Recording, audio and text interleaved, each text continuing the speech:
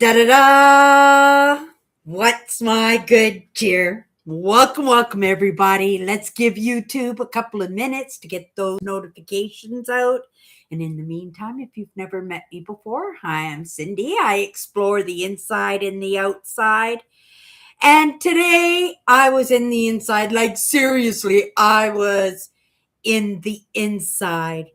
But in the evening, things slow down a little bit. And, this is when I take in that little bit of light content that kind of offsets some of that heavy that I do go into. It benefits me. I would not delve that deep unless there were moments where I feel like there is a little nudge of movement in there, where there is some insight that even if it doesn't benefit me, it might benefit somebody else.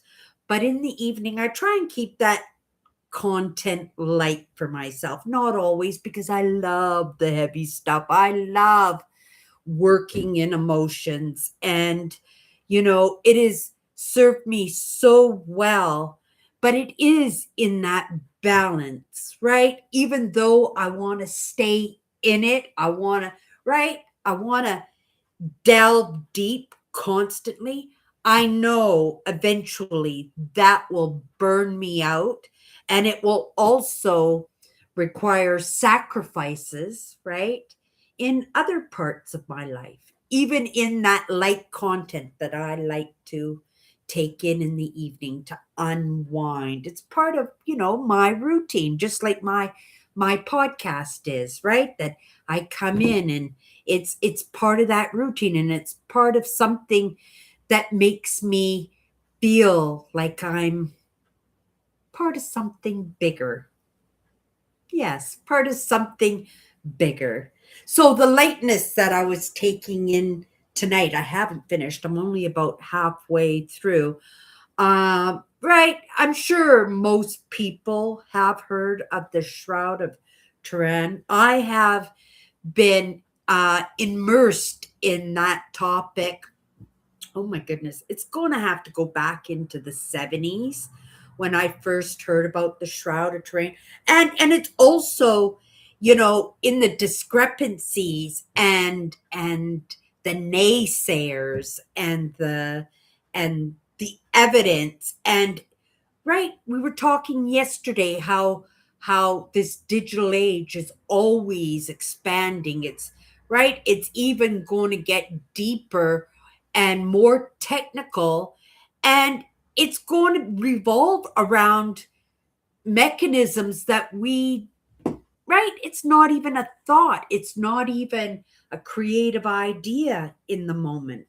So even if we don't have all the answers in this exact moment, there's always that possibility of discovery somewheres down the road, right? Somewheres in the future, maybe not in my lifetime or yours, maybe not for thousands and thousands of years.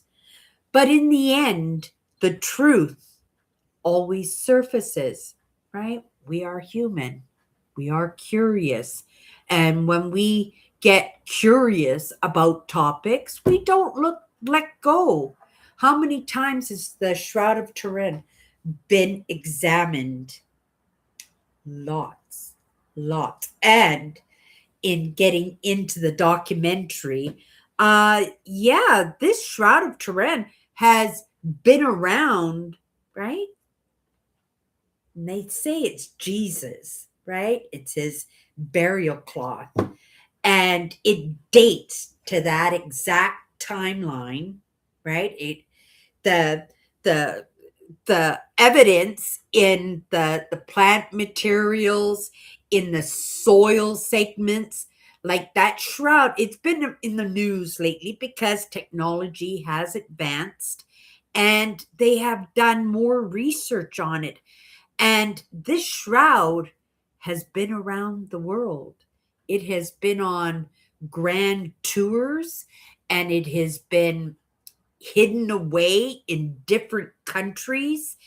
And even in thorn of crowns, they found the plant material that was capable of making that uh, crown of thorns. And, right, and you can say, well, that doesn't mean anything. Yes, but specifically, Jesus was made to wear a thorn of crowns. It wasn't like every person they put up on the cross, everyone that they decided that they were going to execute was given a thorn of crowns. It was because Jesus was king, right? And it was in mockery that that was placed on his head.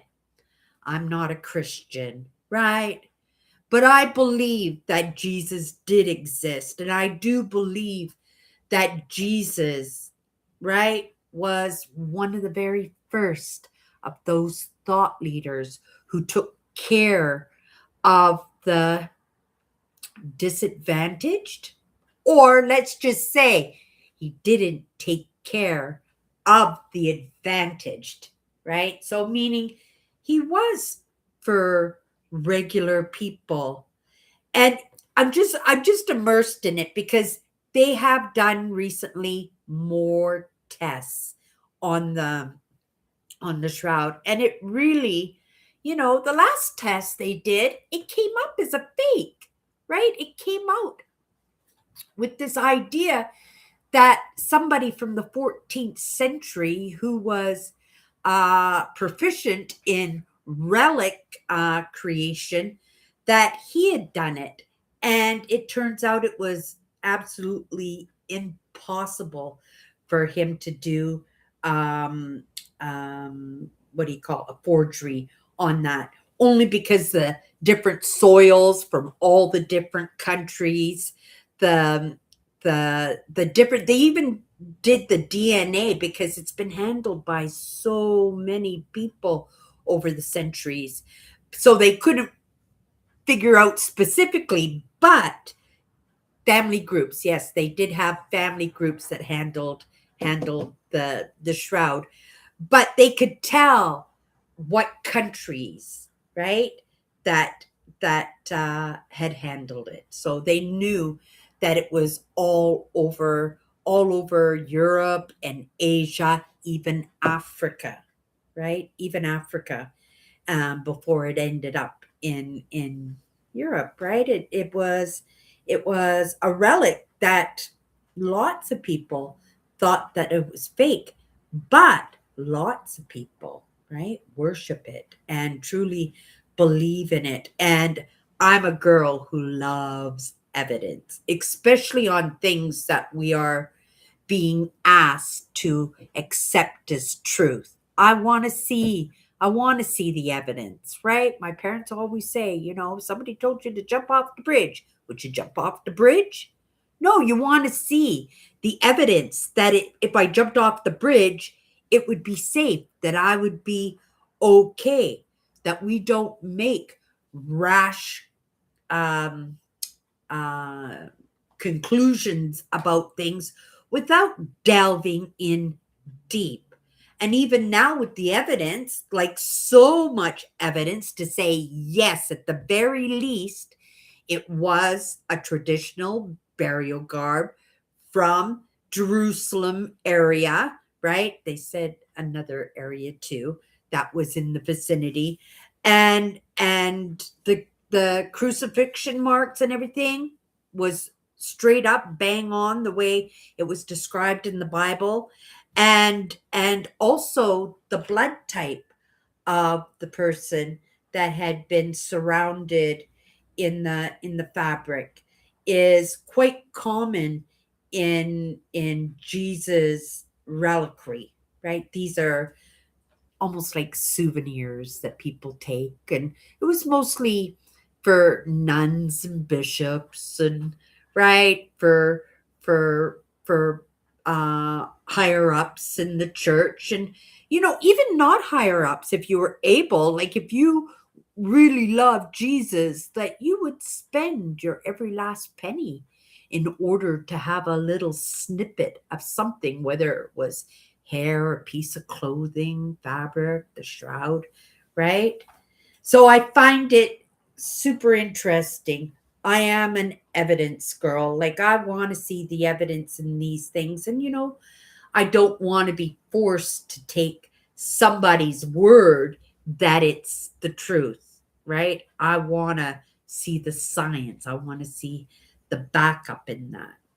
One relic that's out there that I think that truly needs to be properly tested is the headpiece of Nefertiti. It's so meticulous. It just looks, it doesn't look ancient as it should be. It looks fresh and bright and made to look like, right, that it's old.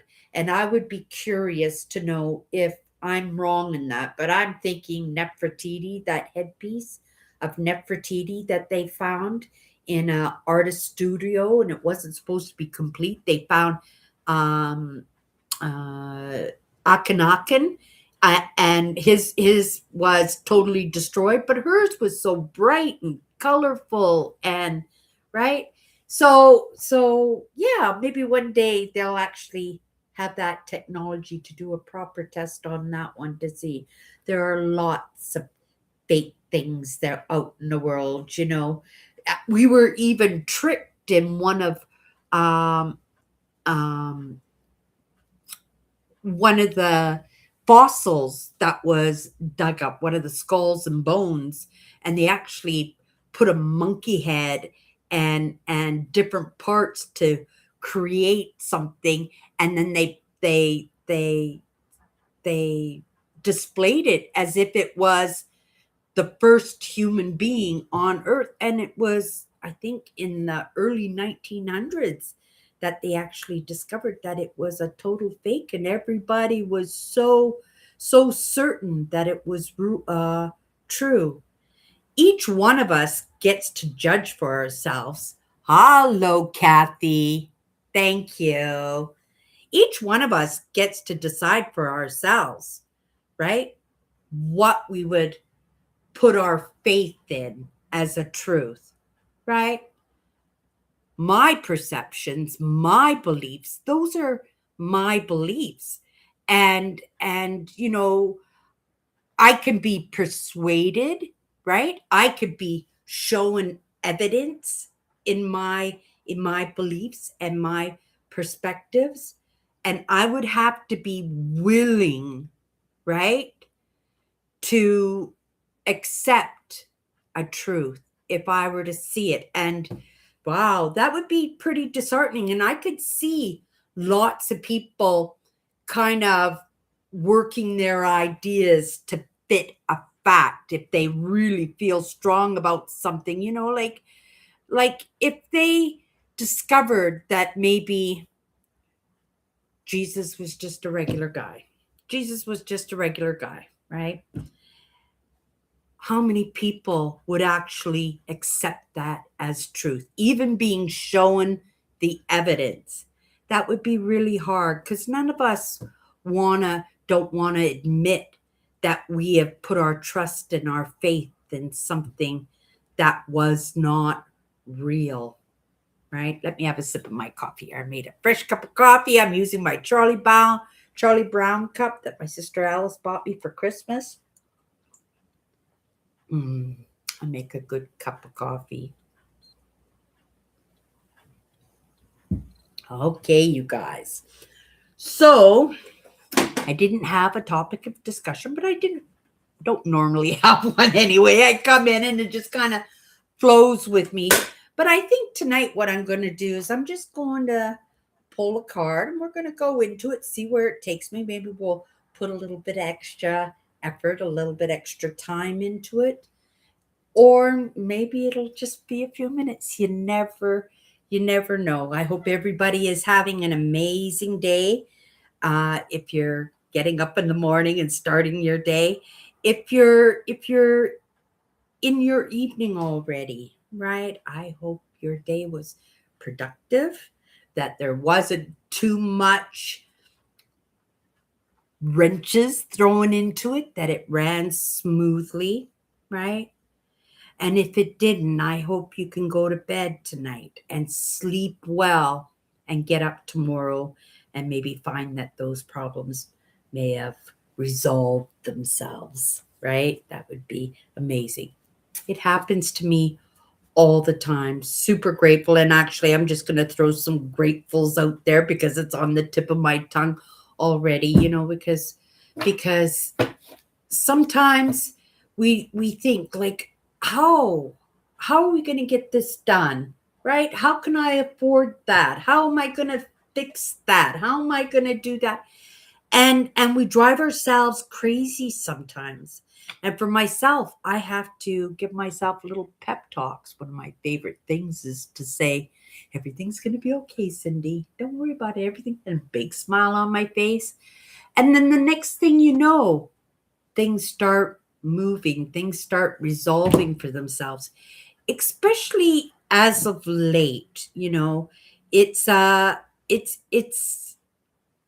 it's a little bit, I'm not going to say nerve-wracking because I'm quite comfortable in where I am, but it doesn't stop me from wondering, right, of how we're going to move.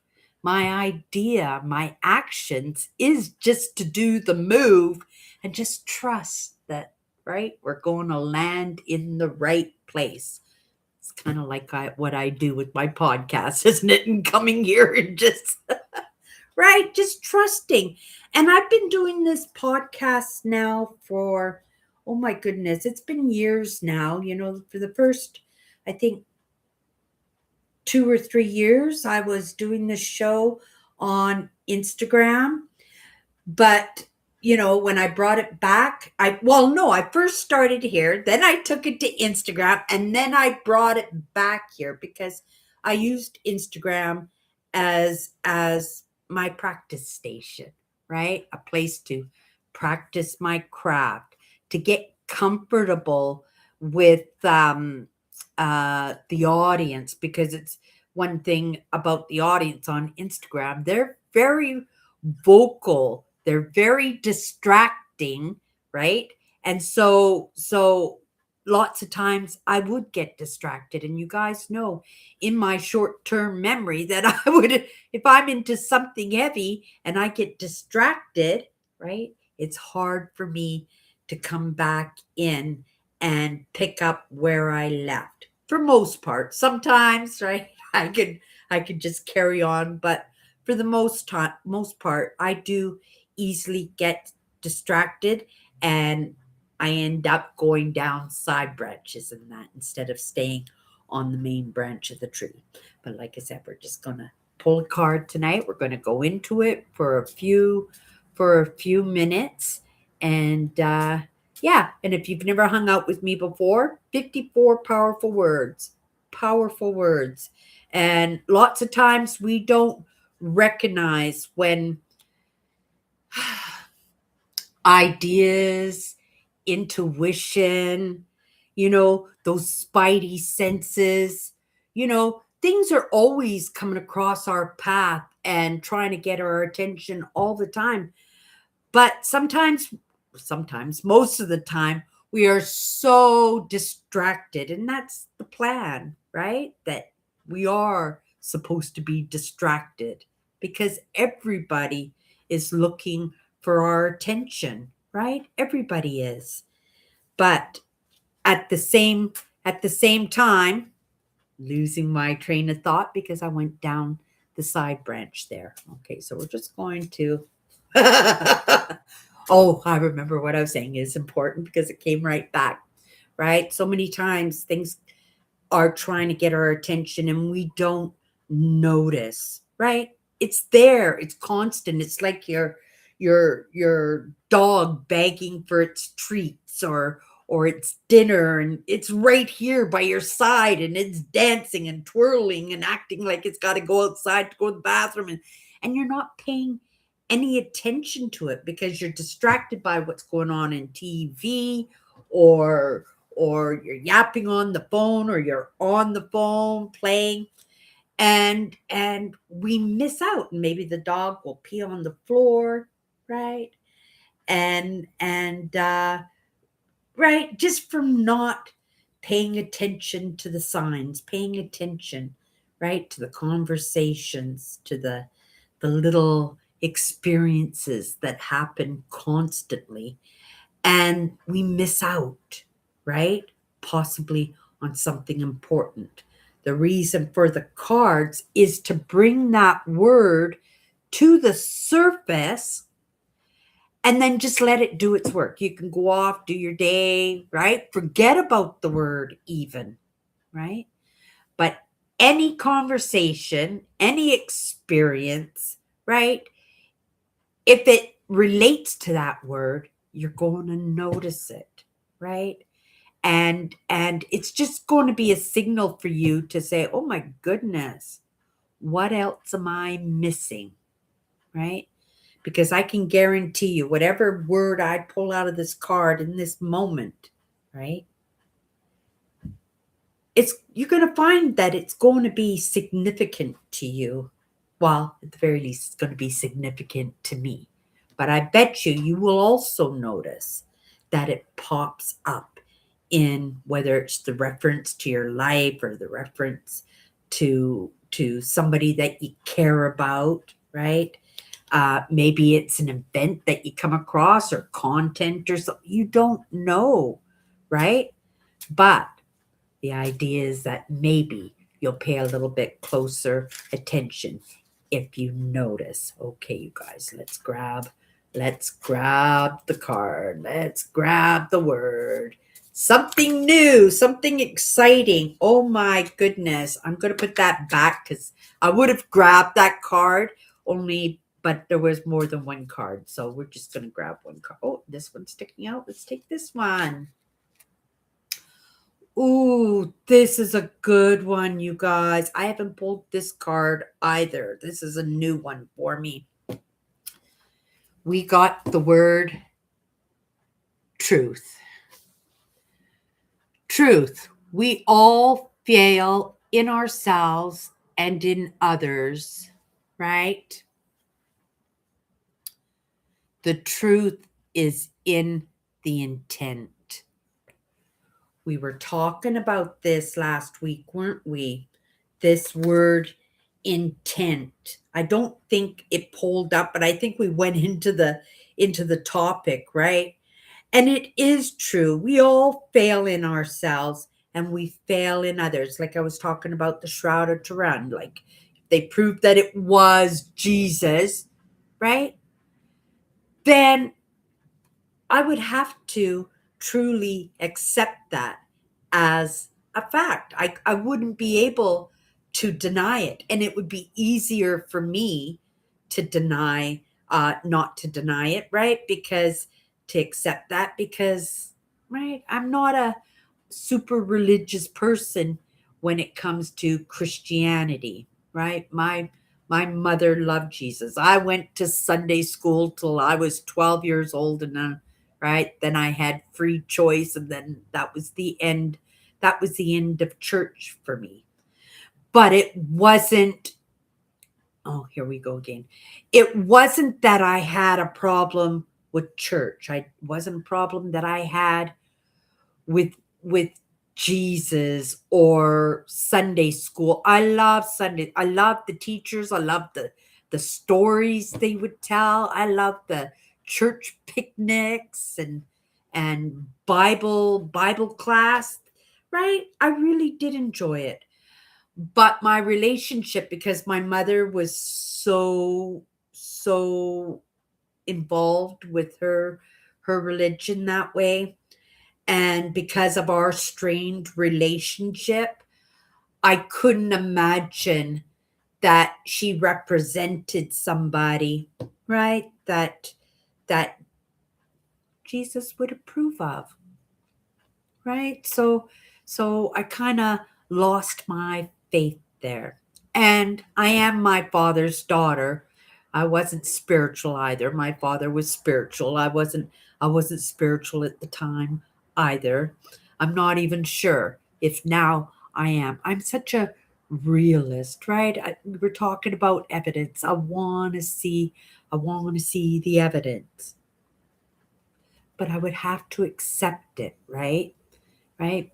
You know, I make mistakes. We all make mistakes, but if we can own our mistakes, if we can, I was talking about this yesterday, right our wrongs, right? Right our wrongs and feel out the intent, right? Because if you don't feel ill intent, then we can trust that possibly, at the very least, that something that somebody is trying to imprint on us, even though we know for ourselves that it's not a truth, we feel that intent out on somebody, and then we can recognize that they didn't know, right? They're just expressing something as a truth that they picked up somewheres along the line themselves, possibly from their parents or grandparents, teachers, clergies, right? So we feel out the intent. We all fail in ourselves and in others. Uh, I'm so grateful for the relationships that I have with my sisters. We have failed each other in the, oh my goodness, for the longest time, right? But this is my blood. This is my family. And we hurt each other constantly. And in that, I've come to learn, right? You have to feel out in intent, right? Did somebody bite you because they were hurting, right? Or did somebody bite you because you bit them first, right? Sometimes we don't pay attention to the needs because lots of us, especially in my family, we keep our stuff to ourselves, even amongst each other, right? Like we really have to twist arms. We really have to put the screws to each other to get the dirt on each other because we're just that way. We just don't like to lay our problems on each other. But yet we do, right? For myself, I am so grateful for my family that they picked up on the slack in the person that I am, in my own weaknesses. And I would have to say, we were talking about this yesterday, that I allowed my family to take care of me, right?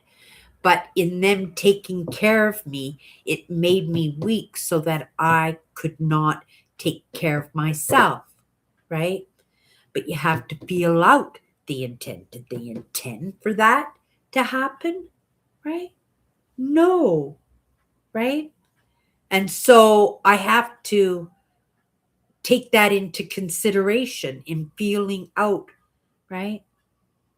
The intent of the kindnesses, right? Feel out the intent in the unkindnesses and feel out the intent in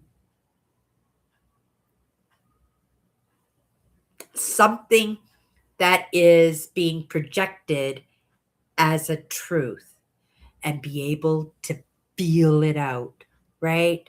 And decide for myself whether it's a truth. A truth for me. It could still be a truth for somebody else, but a truth for me, right? And to get back to what I said in this word truth and distracted, but a good distraction because I'm sending some good cheer out to this fire truck, this paramedics. Make sure they get to their destination. It's a false alarm. They're going to turn around and get right back to the station. Forgiveness, gratefulness, kindness, and understanding. Those are four ingredients that I make sure that I use in my interactions. And, it's important. My relationships, I don't have a lot of them, but they are very important to me, right? They are very important to me. And I do nurture them. I do kind of do that mother hen a little bit, not as much as my sister Tracy does, right? But I understand the the needs of each one of us girls, right? And I understand the intent for each one of them. And each one of them are related to differently, right? I relate to each one of my sisters differently. We are all different. Like we're so different. Each one of you wouldn't even know if you unless the visual part of it, you would never know we were sisters because we are so different, right? Like so different. I asked my sister tonight, I says, could I interview you for my channel, Tracy? Right? You want to be a client, a free client? Oh no, Cindy. Right. I knew that was the reaction I was going to get. But if we were going to, I talk about narcissism quite a bit because I come from a dynamic family, but my sister is just getting out of a very dynamic marriage, and it was a very it was crucial that she got out of that marriage. They were devouring each other in the narcissistic traits, right? And I thought, oh, maybe she'll let me interview her at the very least because she would have some good insights as to those relationships, right? I never had a romantic relationship that way. My narcissistic relationships were always with employers and within my own family, right? And so it's a little bit different when you actually have that closeness to your partners. And it was very volatile, the whole, right? She was left all by herself, and we were such a big huge group of friends and family, but it got so hard that everybody abandoned her. And in the end, right, she had to do for herself what, right, was very, very difficult. And since then, right, God has offered up an opportunity in, what do they call it? In a collapse of understanding to be able to start anew, to start fresh with new perspectives, right? Understanding, right? We all hurt each other. We all do. And forgiveness is huge. And understanding, because it is evolution. Eventually, we will all be on the same page. Might not be today, might not be tomorrow, right? Might not even be in this lifetime. But somewheres down the road, I believe, right? And if I get it wrong, I'll be, right? I'll be chewing that. I will accept that because I am willing to be course corrected in what I don't get right, right? Understanding that as we move forward, the truth will surface, right? And and technology changes, and this age of AI learning, right, won't be AI anymore. It will be something else, right? And that's what evolution is. And in that, right, we are going to find that we are going to change. We're going to have different ideas, different beliefs, but those beliefs will be based on evidence, right? Yeah. Okay, you guys still haven't pulled a word. It's going to be a couple minutes. It's not going to be a long one. Okay, you guys. Here we go. I went back and watched my live show last night. No, here we go again. I went and watched my live show from last night because, well, I usually watch them anyway, but I thought when I ended my live show last night that, oh, this was so heavy. Nobody's going to get it. Nobody's going to understand it. It's not going to hit properly. And then I went in and I was waiting just for the cringe in everything I say. I was just, oh. And I thought, oh my goodness, at the end of it, I thought, Cindy, I understood that. I got that. And if I got that, maybe somebody else got that. And I gave myself a thumbs up for it. So if you guys didn't see my podcast from yesterday, go back in and watch it. I mean, it's not amazing, but I think the insights were good, right? They were important. Okay, you guys.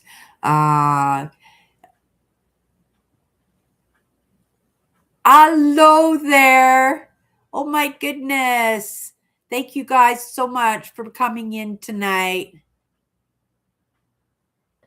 Yeah, the trucks, they're always going by here, Eugene. I live right behind a fire station. It's the norm. Thank you so much. I'm very good tonight. Thank you so much. Okay, you guys. Shout out for 2 cute kitties named Thelma and Louise. Can I get a shout out? Oh my goodness. There you go, dear. A shout out. Okay, let's grab a card. And we're just going to go into it for a couple of minutes. Oh, we had the word truth, you guys. I did it. I pulled another one. Okay, well, let's do it. Right? Let's do it. I run with it. Came across my path. We're going to do it. Creation is the word. Let's do 2 words. I've never done 2 words. Okay. Creation is a collaboration of a desire and an action. Oh my goodness, Cindy. That's pretty good. And that's the truth too, right? Because in what I'm doing, whatever I'm doing, it's that love for what I'm doing. And it gives me these creative ideas. It's the artist, right? It's the artist and the canvas and their imagination. And it is the collaboration of the desire and the action of getting it done, right? It is art 100%. Desire and the action, right? Creation is a collaboration. I love that. Okay, you guys. Not much tonight, but that's what I got for you. Everybody, have a great night, and we'll see you tomorrow.